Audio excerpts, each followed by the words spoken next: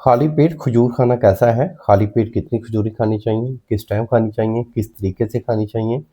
और खाली पेट खजूर खाने से क्या-क्या आपको बेनिफिट्स मिल सकते हैं? 3 से 4 आप खजूरें खाते हैं खाली पेट, आप जो ही नींद से बेदार होते हैं 1 गिलास पानी पानी पीने के बाद, उसके बाद 3 से 5 के दरमियान ताक खजूरें खानी चाहिए, सुनते रसूल भी है।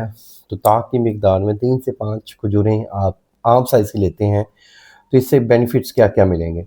इससे बेनिफिट ये है कि आपको फ़ौरन ये एक एनर्जी बूस्टर है, आपको एनर्जी फ़राहम करेंगे, इसके साथ-साथ आपका बॉडी का ग्लूकोज़ पूरा हो जाएगा, आपकी बोन्स स्ट्रॉन्ग होंगी, आपका इम्यूनिटी सिस्टम स्ट्रॉन्ग होगा, आपका डाइजेस्टिव सिस्टम बेटर होगा, आपकी विज़न पावर बिल्कुल बेहतरीन रहेगी और इसके साथ-साथ ये आपके नर्वस सिस्टम को ताकत देगा।